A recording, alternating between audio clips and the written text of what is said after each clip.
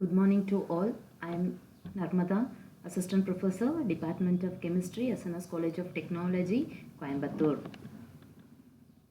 Today's case study is environmental impact of polymer. Okay. So the traditional polymeric materials available today, especially the plastics, are the result of decades of evolution. Their production is extremely efficient in terms of utilization of raw materials, energy as well as waste release. Then the products have a series of excellent properties such as impermeability to water and microorganisms, high mechanical strength, low density and low cost.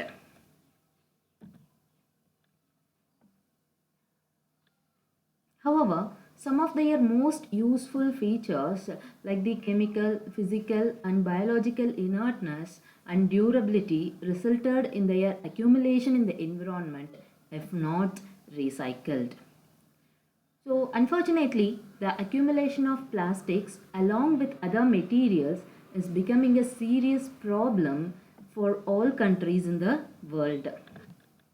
The materials occupy significant volume in landfills and dumps today. Recently, the presence of huge amounts of plastic fragments on the oceans has been observed, and considerable part of them coming from the streets, going through the drains with the rain, and then going into the rivers and lakes and finally into the oceans. As a result, there is a very strong and irreversible movement in all countries of the world that use materials that do not harm the planet, that is, low environmental impact materials. Of course, before use materials, we must think about reducing their consumption, reusing capability, and recycling either by reuse of raw materials or by use of energy consumption. So, today our empathy part is the accumulation of, we have to reduce the accumulation of plastics. Okay, so we have to reduce the environmental problem due to plastics accumulation. So the major problem is the most of the plastics are non-biodegradable plastics. That is our defined part. Our empathy part is environmental impact of plastics. So the reason is the most of the plastics we use are non-biodegradable plastics. Okay. Then ideate, coming to the ideate part. Um, so the first step is we have to and reduce the plastic pollution and refuse the single usage plastics and reuse the plastics. Okay, so this 3R method is a very effective one. So the next step is 7 easy habits to reduce your plastic waste. So we can use the own shopping bags, where we can avoid the once use plastic bottles, then our milk bottles and party. Okay, so in our parties we can avoid the single use polymers and laundries. Okay, so for our day to day life we can follow these 7 easy habits to reduce the plastic waste. And this is also the same way to reduce the ocean plastics consumption in oceans.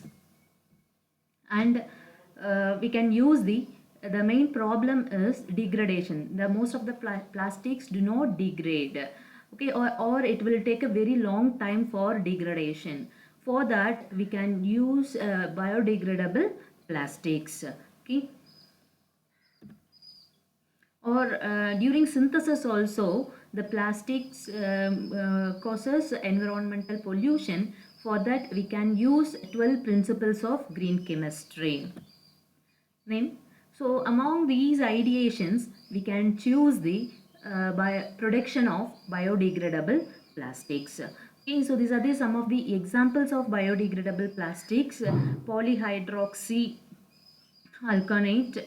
Okay, so a biodegradable polymer produced by a bacteria which has similar properties to polypropylene.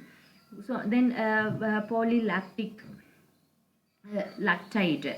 Okay, so a biodegradable polymer which is derived from lactic acid, which can be broken down in our bodies and therefore has valuable biomedical applications. So coming to the mechanism, so there are three main possibilities of degradation of the polymer. First one is enzymatic, hydrolytic and oxidative. The enzymatic degradation or biodegradation is the breaking of polymer chains by the action of enzymes, which are natural catalysts of chemical reactions produced by living organisms. For example, cellulose and starch are degraded by specific groups of enzymes known as cellulases and amylase. Respectively, polyesters can be degraded by esterases enzymes.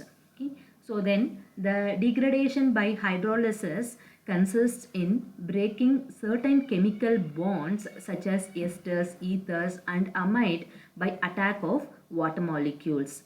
This process can be catalyzed by both acids and bases. In the case of the ester linkage, the carboxylic acid and an alcohols are produced.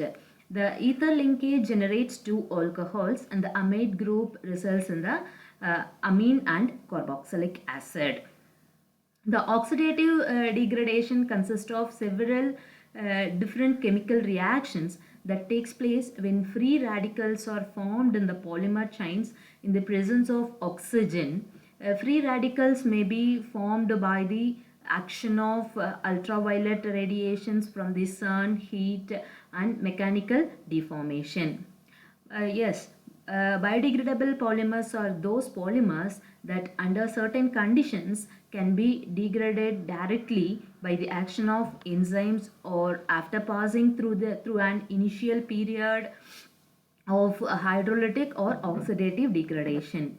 The main degrading organisms are fungi, bacteria, algae, so etc.